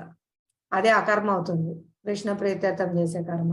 కాబట్టి మనం విష్ణు ప్రీత్యర్థమే, కృష్ణుని ప్రీత్యర్థమే కర్మలు చేయాలి. ఆ విధంగా మనం బంధం నుండి సదా విముక్తులమై ఉంటాము. ఇది కృష్ణుడు మనకి ఇక్కడ ఈ శ్లోకంలో బోధిస్తున్నారు. కేవలం కృష్ణ ప్రీత్యర్థమే మనం కర్మలు చేయాలి. ఇది చూడండి, కర్మ ఉదాహరణ ఇస్తున్నారు ఇక్కడ. కత్తి ఉంది, కత్తిని ఎలా ఉపయోగించాలి అనే దాన్ని బట్టించి అది మనల్ని బంధిస్తుందా, బంధం నుంచి విముక్తులను చేస్తుందా అనేది చూడొచ్చు. కత్తితో నేరస్తుడు కత్తిని ఉపయోగించడం ద్వారా అతను శిక్షింపబడతాడు, బంధింపబడతాడు. అదే కత్తిని వైద్యుడు ఉపయోగిస్తున్నారు, రోగం నయం చేయడానికి ఆపరేషన్ చేసి ఆ రోగి యొక్క బాధించే ప్రదేశాన్ని కోసి పక్కన వేస్తున్నాడు. అదే కత్తినే ఉపయోగిస్తున్నాడు, కానీ అతను కీర్తింపబడుతున్నాడు. చేసే పని ఒకటే, కత్తిని ఉపయోగించడం. ఎలా చేస్తున్నారు అనే దాన్ని బట్టించి అతను శిక్షింపబడుతున్నాడా కీర్తింపబడుతున్నాడా అనేది నిర్ణయింపబడుతుంది. అలాగే మనం చేసేది ఒకటే పనే.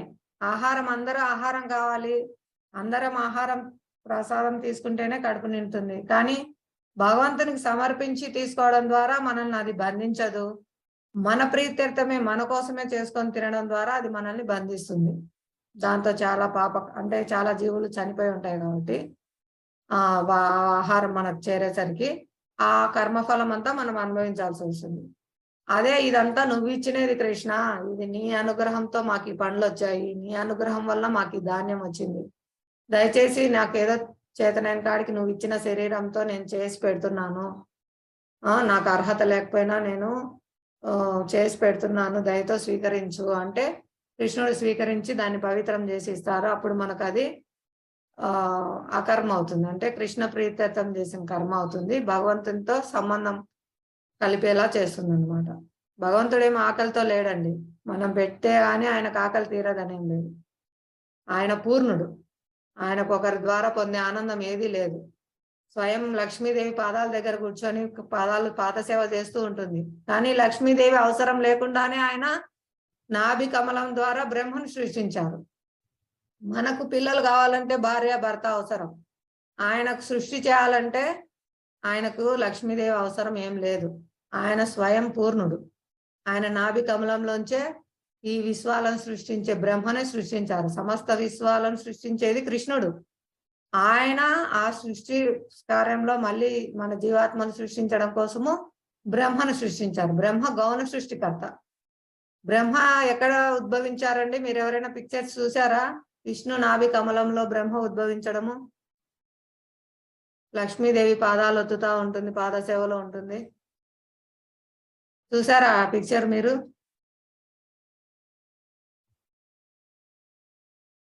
హరే కృష్ణ మాతాజీ, ఎవరు చూడలేదా మీరు? విష్ణుమూర్తి శేషతల్పం పైన, శేషుడి అనంత శేషుని పైన పడుకొని ఉంటారు. చూసాం హరి బాబు, గమనించారా మాతాజీ? అక్కడ నాభి కమలంలోంచి, అవును మాతాజీ, కమలం విష్ణు నాభి కమలంలోంచి బ్రహ్మాన్ని సృష్టించింది కూడా విష్ణువే అండి. మామూలు సృష్టికర్త ఎవరంటే బ్రహ్మ అంటారు కదా, కానీ బ్రహ్మను సృష్టించిన వారు కూడా విష్ణు, కృష్ణ. మూల సృష్టికర్త భగవాన్ ఆది పురుషుడు. ఆయన నుంచే బ్రహ్మ, శివ, నారద అందరు మొత్తం తర్వాత సృష్టి అంతా వస్తుందన్నమాట. గౌణ సృష్టికర్త అంటారు, అంటే బ్రహ్మ కృష్ణుని కంటే తక్కువ. ముందు ఆది సృష్టికర్త మెయిన్ వచ్చేసి కృష్ణుడు అన్నమాట, విష్ణువు. కృష్ణుడి నుంచే విష్ణు అవతారాలన్నీ కూడా వస్తాయండి, అన్ని అవతారాలు. కృష్ణుడు మూలం. ఇది బ్రహ్మ సంహితలో చెప్తాడు, గోవిందం ఆది పురుషం తమహం భజామి. ఆది పురుషుడైన గోవిందుణ్ణే నేను ఎల్లప్పుడూ భజిస్తాను. ఈశ్వర పరమా కృష్ణ సచ్చిదానంద విగ్రహ అనాదిరాది గోవింద సర్వకారణ కారణ. ఇది బ్రహ్మ పలుకుతున్నాడు బ్రహ్మ సంహితలో, బ్రహ్మ కీర్తిస్తున్నాడు. అన్నిటికీ ఆది నువ్వు, ఈశ్వరుడు నువ్వు, పరమేశ్వరుడు నువ్వు, కృష్ణ ఈశ్వర పరమా కృష్ణ సచ్చిదానంద విగ్రహ, నువ్వు శాశ్వతమైన జ్ఞానపూర్ణమైన ఆనంద శరీరం గలవాడివి కృష్ణ, సర్వకారణ కారణుడు నువ్వు, ఆది పురుషుడువు అని బ్రహ్మ కీర్తిస్తున్నారండి. కాబట్టి బ్రహ్మను కూడా సృష్టించింది విష్ణువు. లక్ష్మీదేవి అవసరం కూడా లేదు ఆయన సృష్టించాలనుకుంటే. లక్ష్మీదేవి అక్కడే పాదాలు ఒత్తుతా ఉన్నా ఆమె సేవ కూడా అవసరం లేదు, కృష్ణుడికి ఎవరి సేవ అవసరం లేదు. అటువంటిది మనము ఈ మలమూత్రాల శరీరాలతో వండి పెట్టేది స్వీకరిస్తున్నాడంటే ఎంత కరుణామయుడో చూడండి. మనల్ని ఉద్ధరించడం కోసం ఎంతో దయతో అర్చారూపంలో, అర్చారూపం కూడా ఒక అవతారమే అండి. మనం చూడగలిగే కళ్ళతో మనం చూడగలిగే రూపంలో వస్తున్నారు అన్నమాట. ఎంతో దయతో స్వీకరిస్తున్నారు. చూడండి ఇక్కడ కత్తి ఉపయోగిస్తున్నారు ఒకరు, దాన్ని నేరస్తుడు ఉపయోగించడం వల్ల బంధింపబడుతున్నాడు, వైద్యుడు ఉపయోగించడం వల్ల కీర్తింపబడుతున్నారు. కాబట్టి ఆ కత్తిని మనం ఎలా వాడుతున్నాం అనే దాన్ని బట్టించి మనకు ఆ కర్మఫలం వస్తుంది. అదే విధంగా మనం చేసే ప్రతి కర్మ కూడా మనల్ని బంధిస్తుందా, బంధ విముక్తులు చేస్తుందా అనేది మనం కృష్ణుని సెంటర్ పాయింట్ గా చేసుకొని కృష్ణ ప్రీత్యర్థం చేస్తున్నామా, అదే దాన్ని బట్టించి మనల్ని అది బంధిస్తుందా, బంధ విముక్తులు చేస్తుందా అనేది ఉంటుందన్నమాట. ఈ విధంగా మనం ప్రతి ఒక్క కర్మ కృష్ణ ప్రీత్యర్థం చేయడం ద్వారా బంధ విముక్తులం అవుతాము. మన సంబంధం మెరుగుపడుతుందండి. తండ్రి నుంచి దూరమైన బిడ్డ తిరిగి తండ్రితో సంబంధం నెలకొల్పుకోవడమే ఈ సేవ అనేది. నువ్వు ఇచ్చిన పండే స్వామి ఇది స్వీకరించు, నువ్వు ఇచ్చిన పువ్వే స్వామి స్వీకరించు అని మనం ప్రేమగా పెడితే మన ప్రేమకు భగవంతుడు సంతృప్తి చెంది దాన్ని స్వీకరిస్తాడు. ఇప్పుడు మీ ఇంట్లో పిల్లలు ఉన్నారు, వాళ్ళ నాన్నగారు ఏదైనా బయట నుంచి వాళ్ళ కోసం తీసుకొని వచ్చారనుకోండి, ఆ బిడ్డ దాన్ని తీసుకోగానే ఎగ్జాంపుల్ ఒక బిస్కెట్ ప్యాకెట్ తీసుకొని వచ్చారనుకున్నాం. బిస్కెట్ ప్యాకెట్ ఓపెన్ చేయగానే ఒక బిస్కెట్ తీసుకొని ఫస్ట్ నాన్న నువ్వు తిను అని నోట్లో పెడితే ఆ తండ్రి ఎంత సంతోషపడతారు. వీనికి నేనంటే ఎంత ప్రేమరా, వీడు ఓపెన్ చేయగానే వాడు తినకుండా నాకు పెడుతున్నాడు, వీనికి నేనంటే ఎంత ఇష్టము అని ఆ తండ్రి సంతోషపడతారా లేదా? మీ ఇంట్లో ఎవరు పిల్లలు లేరా? ఎప్పుడు జరగలేదా మీకు ఇలాంటిది? మీకు మాతాజీ. చెప్పండి మాతాజీ. చాలా సంతోషపడతారు. మా వారు ఎప్పుడు మా వాడు పెడతాడా అని వెయిట్ చేస్తుంటారు మా హస్బెండ్. అరే వా. అది మరి తెచ్చింది ఎవరు? ఆ బిస్కెట్ ప్యాకెట్ తెచ్చింది ఎవరు? ఆ బిడ్డకు అది తెచ్చిచ్చింది ఎవరండి? తండ్రి. తండ్రే కదా. తండ్రి కావాలంటే బయట తినేసి రావచ్చు, ఆయన దగ్గర లేనిదేముంది, ఆయనే ఇస్తున్నారు మనకు. కానీ మళ్ళీ మనం ఇస్తుంటే ఆయన సంతోషపడుతున్నారు. అది ప్రేమ అన్నమాట. అది ఆ ప్రేమ సంబంధానికి సంతోషపడుతున్నారు. భగవంతుడు కూడా ఇక్కడ అన్ని మనకు ఆయనే ఇస్తున్నారు. కానీ మనం ప్రేమగా ఇది నువ్వు తీసుకో అని ఎప్పుడైతే మనం అర్పిస్తామో అప్పుడు ఆ తండ్రి ఆ బిడ్డ యొక్క ప్రేమకు సంతోషపడతారు. అదే అన్నమాట ఇక్కడ సంబంధం అనేది. ప్రేమ సంబంధాలు బయటికి వస్తాయన్నమాట. అంటే ఉన్నాయి ప్రతి ఒక్క జీవిలో కృష్ణుని యొక్క అంశ కాబట్టి ప్రతి ఒక్క జీవి కృష్ణుని సంతోషపరచడానికే ఉంది. ప్రతి ఒక్క జీవి కృష్ణుని యొక్క సేవలోనే నిత్యం ఉండాలి. కానీ ఎప్పుడైతే భోగవాంఛతో వచ్చారో ఇక్కడ మర్చిపోయారనమాట. కాబట్టి ఆ సంబంధం రీఎస్టాబ్లిష్ కావడం కోసం, మళ్ళీ తిరిగి పునరుద్ధరింపబడడం కోసమే భగవంతుడు మనకి శాస్త్రాలు ఇచ్చారు, భక్తుల్ని పంపించారు, స్వయం తానే వచ్చి ఇక్కడ లీలలు చేస్తున్నారు, రండి అని తన వైపు ఆకర్షింపజేసుకోవడం కోసము, నా దగ్గరికి రండి అని పిల్లల్ని పిలవడం కోసము స్వయంగా తానే వస్తున్నారు. తన అనుచరులైన తన భక్తుల్ని పంపిస్తున్నారు, శాస్త్రాలను ఇస్తున్నారు, మనల్ని తిరిగి భగవద్ధామం చేయడం కోసము, మనం తండ్రితో హ్యాపీగా ఉండడం కోసము. ఈ విధంగా మనం కర్మ ఎలా చేయాలనేది ఈ ఉదాహరణ ద్వారా నేర్చుకోవచ్చు అనమాట. ఏది బంధం అవుతుంది, ఏది బంధ విముక్తిని ఇస్తుంది అనేది. అర్థమైందా అండి ఎగ్జాంపుల్? ఇక్కడ కూడా చూడండి, ఇందాక కత్తి ఇచ్చారు, ఇక్కడ తుపాకులు ఇచ్చారు. ఇక్కడ ఇవి సైన్యం ఉపయోగిస్తుంది, ఉగ్రవాదులు ఉపయోగిస్తున్నారు. సైన్యం ఉపయోగిస్తే వాళ్ళకు మెడల్స్ ఇస్తున్నారు, పరమవీర చక్ర, ఇంకా చాలా చాలా అవార్డులు ఇస్తుంది గవర్నమెంట్. అదే ఉగ్రవాదులు ఉపయోగిస్తే వాళ్ళను అరెస్ట్ చేసి జైల్లో వేస్తుంది. అది వాళ్ళు చేసే నేరం అన్నమాట. కాబట్టి మనం ఏ విధంగా చేస్తున్నాము, అది మనల్ని బంధిస్తుందా, బంధ విముక్తులు చేస్తుందా, అదే విషయమే. ఆహారం వండడము భగవంతుని ప్రీత్యర్థం వండుతున్నామా, మన ఇంద్రియ ప్రీత్యర్థం వండుకుంటున్నామా అనేది ఆ చిన్న తేడాలోనే మనల్ని అది బంధించడము, బంధ విముక్తులు చేయడం అనేది ఉంటుంది. ఇక్కడ మనము కృష్ణుని ప్రీత్యర్థం చేయడం ద్వారా మనం మెడల్స్ పొందుతాం. భగవద్ధామం చేరడము, భగవద్భక్తులని కీర్తింపబడ్డము, అర్హత లేకపోయినా మన ఈ మలమూత్రాల శరీరాలతో ఇస్తుంటే భగవంతుడు ఎంతో కరుణతో స్వీకరిస్తున్నారనమాట. చాలా సులభమైన విధానం అండి భక్తి యోగం. ఏమంత కష్టం కాదు, చాలా సుసుఖం కర్తుం అవ్యయం అని వస్తుంది. చాలా సులభమైన విధానం, ప్రతి ఒక్కరూ చేయొచ్చు. చిన్న పిల్లవాడు కూడా అతనికి ఇచ్చిన పండుని కడిగి తీసుకెళ్లి కృష్ణునికి అర్పించవచ్చు. పిల్లలు ఇంకా ఈజీ అండి, వాళ్ళలో సహజ సిద్ధంగా ఉంటుంది, ఇంకా కల్మషం చెందింటారు. కాబట్టి ఇక్కడ కృష్ణుడు ఉన్నాడు, ప్రణామం చేసుకుంటారు. వాళ్ళు చాలా సరళమైన హృదయం కలిగి ఉంటారు అనమాట. సరళమైన హృదయం కలిగిన వారికి భక్తి చాలా తేలిక. చాలా తేలిగ్గా అర్చా విగ్రహంలో కృష్ణుడు మనపై కరుణతో వచ్చారు, ఇక్కడ కృష్ణుడు ఉన్నాడు, దండం పెట్టుకుంటారు. ఇంకా భారతదేశంలో జన్మించినందువల్ల మనకు కూడా చాలా సుకృతి అండి. చాలా అదృష్టవంతులు మాత్రమే భారతదేశంలో జన్మ తీసుకుంటారు. వాళ్ళకు మొదటి నుంచి శ్రీ విగ్రహాలకు నమస్కారం చేయడము, పూజ చేయడము, మా పండు ఫలము అవి ఏంటైనా పుష్పము అన్ని అర్పించడము, ఇవన్నీ సహజ సిద్ధంగా భారతదేశంలో జన్మ తీసుకున్న వాళ్ళకి చాలా సహజ సిద్ధంగా ఉంటాయండి. ఇది చాలా మన సుకృతి, భారతదేశంలో జన్మ తీసుకోవడం కూడా. అందుకే చైతన్య మహాప్రభు ఒక శ్లోకంలో చెప్తారు, భారతదేశంలో జన్మ తీసుకున్న వాళ్ళు మీ జన్మ సార్థక కరో పరోపకారం. మీ జన్మ సార్థకం చేసుకోండి, మీరు ఇతరులకి దివ్య జ్ఞానాన్ని బోధించండి, వాళ్లకు ఉపకారం చేయండి అని చైతన్య మహాప్రభు బోధిస్తున్నారు అనమాట. చాలా సులభమైన విధానం అండి, ఇది ఎవరైనా చేయొచ్చు. ఈ నెక్స్ట్ శ్లోకం ఎవరైనా చదువుతారా? 3వ అధ్యాయం 14వ శ్లోకం. హరే కృష్ణ మాతాజీ. హరే కృష్ణ మాతాజీ. హరే కృష్ణ, చదవండి మాతాజీ. అన్నాద్భావంతి భూతాని పర్జన్యాదన్న సంభవః యజ్ఞాద్భవతి పర్జన్యో యజ్ఞః కర్మ సముద్భవః. జీవదేహములన్నయు వర్షము వలన ఉత్పన్నమైనట్టి ఆహార ధాన్యముపై ఆధారపడి జీవించును. వర్షములు యజ్ఞముచే కలుగగా విహిత కర్మము నుండి యజ్ఞము ఉద్భవించుచున్నది. హరే కృష్ణ. హరే కృష్ణ, ధన్యవాదాలు హేమలత మాతాజీ. అందరు కూడా ప్రయత్నించండి, ఇలాగే చాలా చక్కగా చదివారు.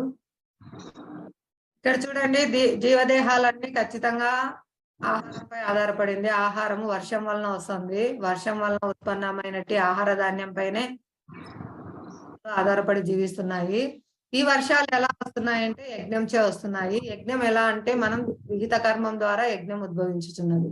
ఈ కలియుగంలో ఒకటే ఒక యజ్ఞం చెప్పుకున్నాం కదా, హరే కృష్ణ హరే కృష్ణ కృష్ణ కృష్ణ హరే హరే, హరే రామ రామ రామ హరే హరే.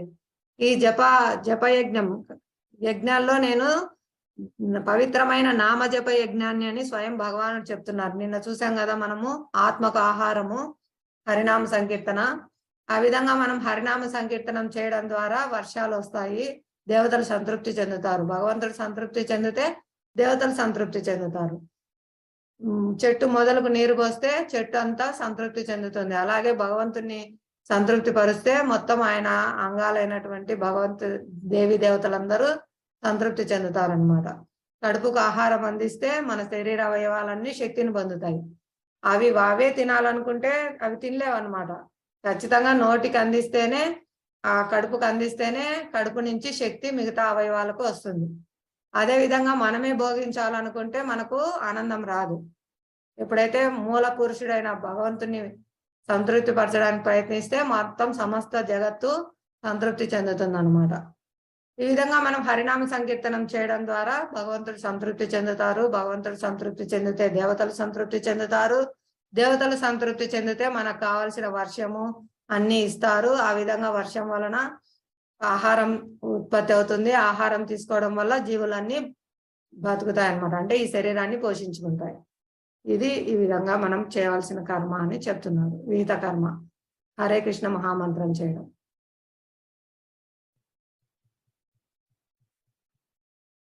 హరే కృష్ణ.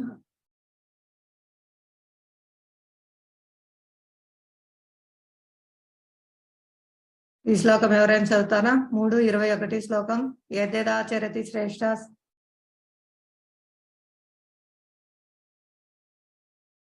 హరే కృష్ణ మాతాజీ.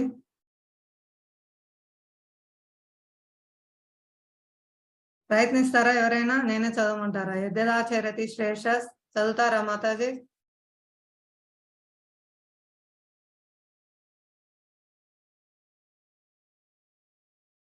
హరే కృష్ణ.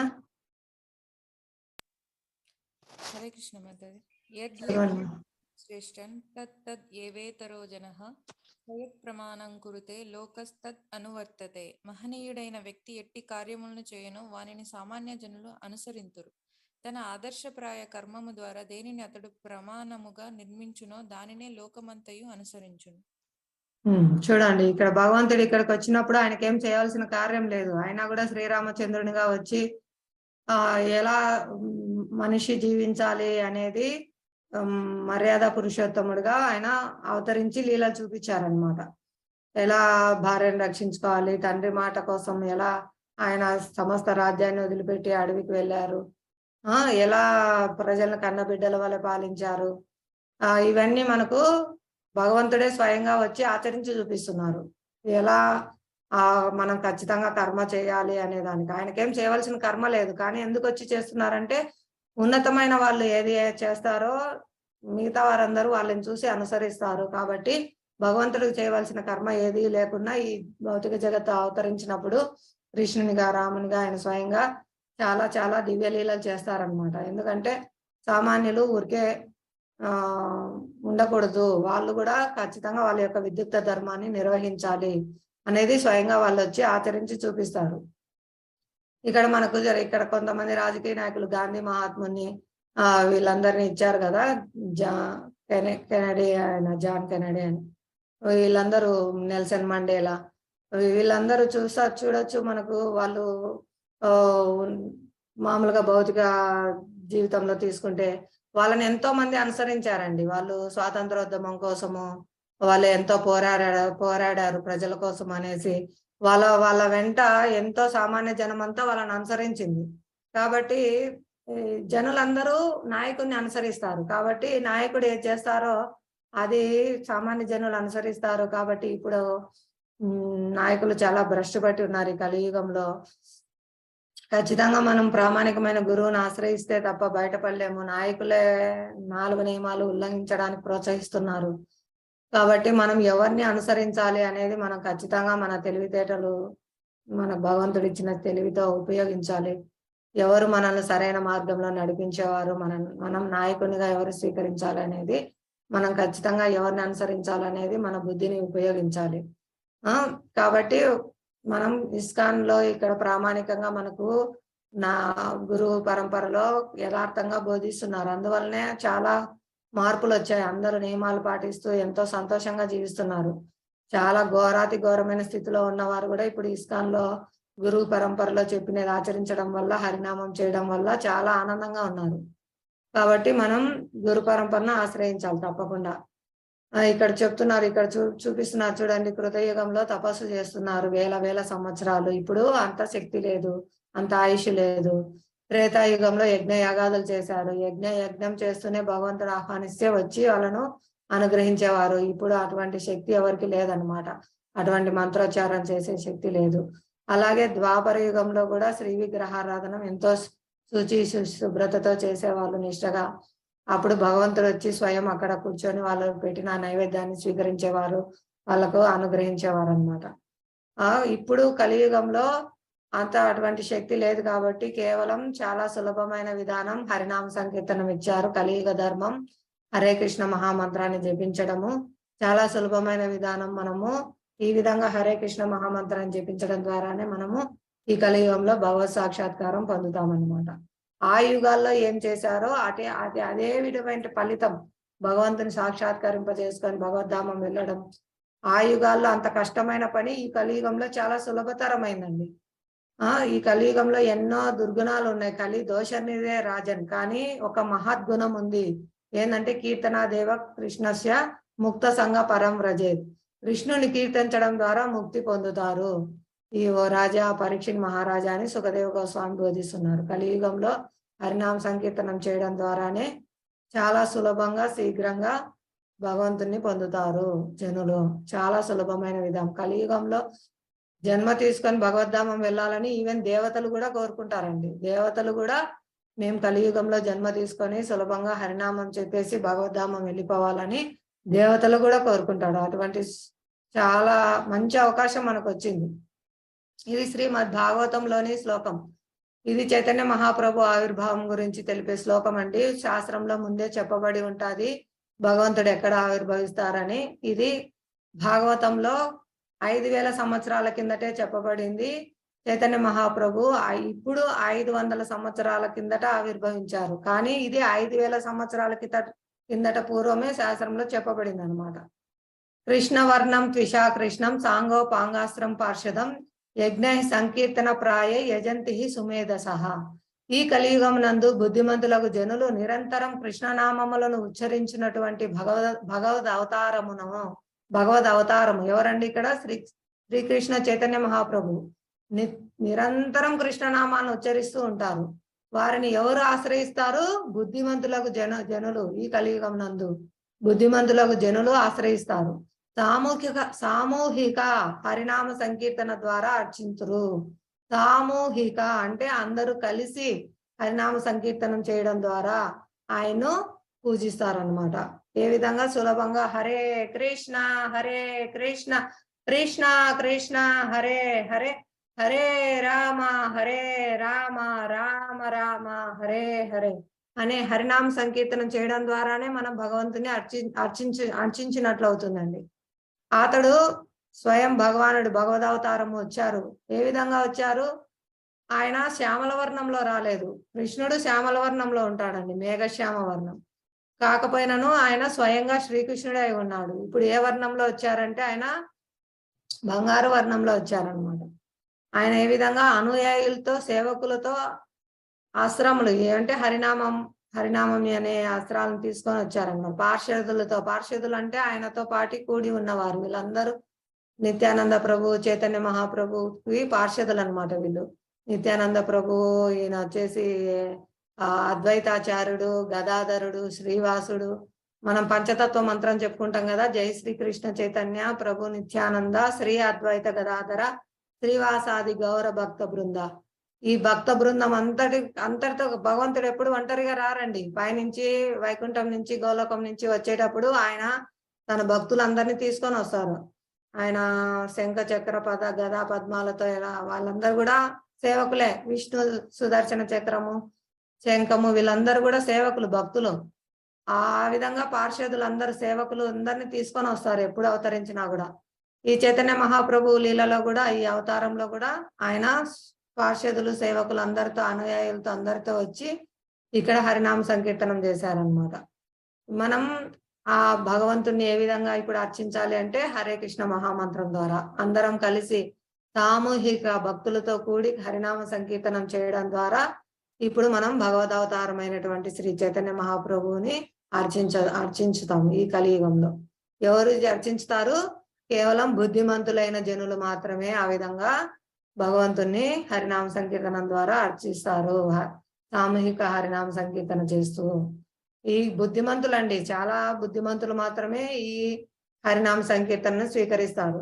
ఇప్పుడు మీరందరూ ఈ భగవంతుడు చెప్పిన ఈ భగవద్గీత వింటున్నారంటే చాలా సుకృతవంతులు. కోటాను కోట్లలో ఏ కొద్ది మంది జీవులు మాత్రమే భగవంతుడు దేవాదేవుడు శ్రీకృష్ణ భగవానుడు అని తెలుసుకుంటారు, ఆయన అర్చిస్తారు హరినామ సంకీర్తన ద్వారా.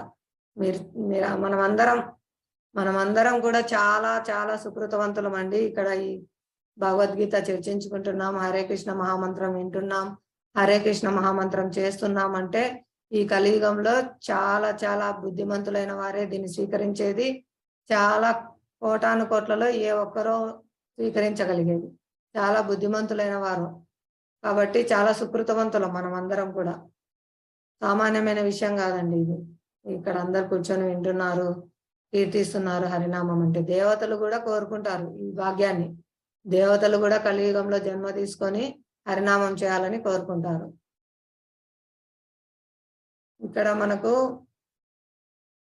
ఇక్కడ మనకు రామాయణం ఇచ్చారండి.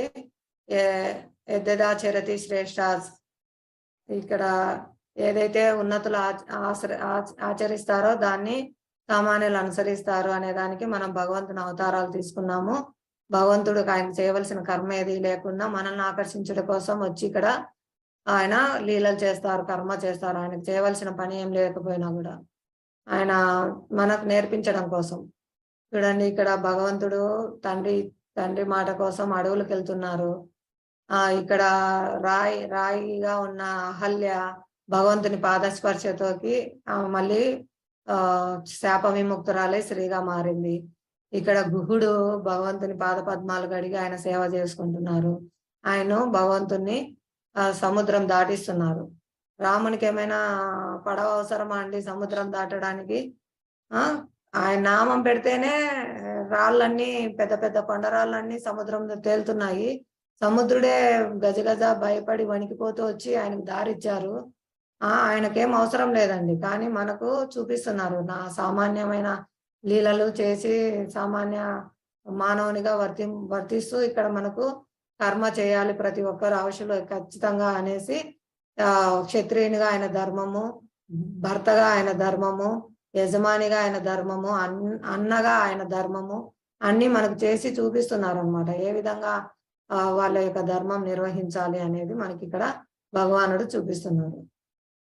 హరే కృష్ణ. ఈ 3వ అధ్యాయం యొక్క మనం మళ్ళీ పునఃసమీక్ష చేసుకున్నాము, ఏమేమి నేర్చుకున్నామో. అర్జునుడు నేనేం చేయాలో ఖచ్చితంగా చెప్పమని, కర్మ చేయాలా లేదా ఊరికే ఉండాలా త్యాగం చేసి అనేది అడుగుతున్నారనమాట. అందుకు భగవంతుడు చెప్తున్నాడు, ఊరికే నువ్వు కృత్రిమంగా త్యజించవద్దు, దానివల్ల నీకు ఎటువంటి శాంతి రాదు, పరిపూర్ణత రాదు, నువ్వు ఖచ్చితంగా నీ యొక్క విద్యుత్ ధర్మాన్ని నిర్వహించాలి అని చెప్తున్నారు. పరిపూర్ణత అనేది త్యజించడం ద్వారా రాదు, భగవంతుని కోసం అన్ని కార్యకలాపాలు చేయటం ద్వారా మాత్రమే మనం పూర్ణత్వాన్ని పొందుతాము. విష్ణువు కొరకై యజ్ఞ రూపాన కర్మను అనుసరించి బంధం నుండి సదా ముక్తుడవై ఉండాలి అని చెప్తున్నారు ఇక్కడ భగవంతుడు. కర్మఫలముల ఎడ ఆసక్తి చెందకుండా భగవంతునికి అర్పించాలి, ప్రతిదీ భగవంతునికి అర్పించాలి. ఆ విధంగా మనం కర్మఫలం యందు ఆసక్తి లేకుండా ఉంటాము. కర్మఫలాలు మనల్ని బంధించకుండా కర్మ చేయడము తెలుసుకున్నాము. విహిత కర్మాలు యజ్ఞం చేయడం, ఈ కలియుగ ధర్మం హరినామ సంకీర్తన యజ్ఞం చేయడం ద్వారా వర్షం వస్తుంది, వర్షం ద్వారా ఆహారం ఉత్పత్తి అవుతుంది, ఆహారం ద్వారా జీవులన్నీ సంతోషంగా ఉంటాయి అనేది మనం తెలుసుకున్నాము. వివిధ యుగాల కోసం ఏ ఏ యజ్ఞాలు ఉన్నాయి అనేది మనం తెలుసుకున్నాము. కృతయుగంలో, సత్యయుగంలో ఏ యజ్ఞం తపస్సు చేసేవారు అవన్నీ మనం ఈ క్లాస్ లో నేర్చుకున్నాము. ఇంకా ఈ కలియుగంలో ఉత్తమమైన యజ్ఞము హరినామ సంకీర్తన యజ్ఞము, కలియుగం కోసం ఉద్దేశింపబడిన యజ్ఞము హరినామ సంకీర్తన యజ్ఞం అనేది కూడా మనం తెలుసుకున్నాం అన్నమాట. హరే కృష్ణ. ఇవన్నీ మీకు అందరికి అర్థమైనాయా? మీకు అందరికి ఈ కోర్సు చేయడం ద్వారా ఒక సాఫ్ట్ కాపీ ఇస్తారండి, సర్టిఫికేట్. అందుకే మీరు మీ పేరుతో జాయిన్ కావాలి. మీ పేరుతో జాయిన్ అయితే మీరు ఏ ఏ పేరుతో అయితే గీతా యజ్ఞంలో నమోదు చేసుకున్నారో, గీతా జ్ఞానంలో, ఆ పేరుతో మీరు ఇక్కడ జూమ్ లో పార్టిసిపేట్ చేస్తే మీరు ఎవరెవరు ఈ క్లాస్ వింటున్నారు అనేది మాకు అర్థమవుతుంది, మీకు సర్టిఫికేట్ ఇవ్వడం జరుగుతుంది. మీ దగ్గర ఎవరి దగ్గరైనా భగవద్గీత యథాతథం లేకపోతే మాకు చెప్పండి, మీకు భగవద్గీత యథాతథం పంపిస్తాము. భగవద్గీత యథాతథం చదవడం ద్వారా మనం భగవంతుని యథాతథంగా అర్థం చేసుకోగలం గురు పరంపర ద్వారా. ఇక్కడ ఇస్కాన్ అడ్రస్ చెప్తున్నారండి, ప్రొద్దుటూరు ఇస్కాన్ యొక్క అడ్రస్. మీరు ఎవరైనా టెంపుల్ కు రావడానికి ప్రయత్నం చేయండి. ఆదివారం కార్యక్రమానికి మధ్యాహ్నము కీర్తన, భజన, భగవద్గీత క్లాస్ ఉంటుంది 11:30కు. తర్వాత 12:30కు హారతి ఉంటుంది, మహాహారతి ఇస్తారు. దర్శనం చేసుకొని మీరు ప్రసాదం తీసుకోవచ్చు, భోజన ప్రసాదం అండి. తప్పకుండా అందరూ గుడికి రావడానికి ప్రయత్నం చేయండి. మీరు ఎవరైనా రావాలనుకుంటే నాకు మెసేజ్ చేయడం కానీ ఫోన్ చేయడం కానీ చేయండి. ఇది ఇస్కాన్ యొక్క అడ్రస్ అండి. మీకు ఏమైనా సందేహాలు, ప్రశ్నలు ఉంటే అడగండి. ఇప్పుడు చెప్పుకునే క్లాస్ కానీ నిన్నటి క్లాస్లో కానీ మీకు ఏమైనా అర్థం కాకపోయినా, ఏదైనా మీకు సందేహం ఉన్నా, ప్రశ్నలు ఉన్నా అడగండి, చెప్తాను, ప్రయత్నం చేస్తాను నేను. హరే కృష్ణ. హరే కృష్ణ మాతాజీ. మీకు ఏమైనా సందేహాలు ఉంటే అడగచ్చు. ప్రతి ఒక్కరు మనకు తెలియనిది అడిగితే ఇంకా 10 మంది తెలుసుకుంటారండి. మనకు ఒకసారి తెలుసుకుంటే మనం ఇంకా 10 మందికి చెప్పగలుగుతాం ఆ విషయాన్ని. ఒకసారి నాకు తెలియదని తెలుసుకుంటే గన మళ్ళీ మనం అది తెలుసుకుంటాము, 10 మందికి చెప్పగలుగుతాము. హరే కృష్ణ. ఎవరికేం లేవా అండి ప్రశ్నలు, సందేహాలు? ఒక్క విషయం చెప్తారు ఆచార్యులు, మనకు పూర్తిగా అర్థమైందంటే ఆచరిస్తాము. ఒకటి అర్థమైనా ఉండాలి, పూర్తిగా అర్థం కాకుండా అయినా ఉండాలి. అర్థమైతే అర్థమైన వారు ఆచరిస్తారు, ప్రయత్నిస్తారు ఆచరించడానికి. మీకు అందరికీ అర్థమైందని అనుకుంటున్నాను. మీరందరూ తప్పకుండా ఆచరించడానికి ప్రయత్నించండి. మీ పనులు చేసుకుంటూనే మీరు హరే కృష్ణ మహామంత్రాన్ని జపించవచ్చు. హరే కృష్ణ. అందరికీ ధన్యవాదాలు. ఈరోజు మనం హరే కృష్ణ మహామంత్రం 11 సార్లు పలుకుదామా? హరే కృష్ణ మహామంత్రం ఈ కలియుగం యొక్క యజ్ఞం అండి, భగవంతుని సంతృప్తి పరచడానికి ఏకైక యజ్ఞము. చాలా సులభంగా మనం భగవంతుని సంతృప్తి పరచవచ్చు ఈ యజ్ఞం చేయడం ద్వారా. ప్రతి ఒక్కరూ చేయవచ్చు. ఈ యజ్ఞంలో అందరూ పాల్గొనవచ్చు. ప్రతి ఒక్కరూ చిన్నపిల్లల దగ్గర నుంచి ముసలి వాళ్ళ వరకు ప్రతి ఒక్కరూ సులభంగా భగవంతుణ్ణి హరినామ సంకీర్తనం ద్వారా పూజించవచ్చు. దేవతలు కూడా కోరుకుంటారండి భగవంతుణ్ణి కలియుగంలో జన్మ తీసుకొని హరినామ సంకీర్తనం చేసి తిరిగి భగవద్ధామం వెళ్ళాలని దేవతలు కూడా ఈ అవకాశం కోసం ఎదురు చూస్తూ ఉంటారు. చాలా ఉన్నతమైన, చాలా దుర్లభమైన అవకాశం వచ్చింది మనకి. మనం అందరం సద్వినియోగం చేసుకుందాము ఈ అవకాశాన్ని. ప్రతి ఒక్కరూ హరినామ సంకీర్తనం, హరినామం జపం చేయండి. పంచతత్వ మంత్రం ఒకసారి చెప్పి హరే కృష్ణ మహామంత్రం పలుకుదాము. జై శ్రీ కృష్ణ చైతన్య ప్రభు నిత్యానంద శ్రీ అద్వైత గదాధర శ్రీవాసాది గౌర భక్త బృంద. పలకండి నాతో పాటి. జై శ్రీ కృష్ణ చైతన్య ప్రభు నిత్యానంద శ్రీ అద్వైత గదాధర శ్రీవాసాది గౌర భక్త బృంద. హరే కృష్ణ మంత్రం కూడా పలకండి. హరే హరే కృష్ణ హరే కృష్ణ హరే కృష్ణ హరే హరే హరే హరే రామ రామ హరే రామ రామ రామ హరే హరే. హరే కృష్ణ హరే కృష్ణ కృష్ణ కృష్ణ హరే హరే హరే రామ హరే రామ రామ రామ హరే హరే. హరే కృష్ణ హరే కృష్ణ కృష్ణ కృష్ణ కృష్ణ కృష్ణ హరే హరే హరే. హరే హరే రామ హరే రామ రామ హరే కృష్ణ. అందరికి క్షమించండి. ఇప్పుడు 3 గంటలకు ఇంకో క్లాస్ ఉంది, టెంపుల్ క్లాస్ లేట్ అయింది.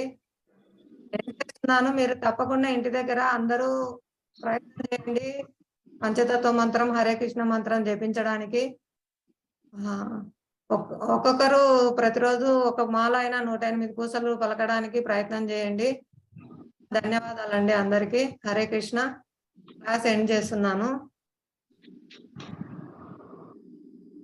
హరే కృష్ణ మాతాజీ. రేపు క్లాస్ లో మళ్ళీ కలుసుకుందాం. ధన్యవాదాలు. హరే కృష్ణ.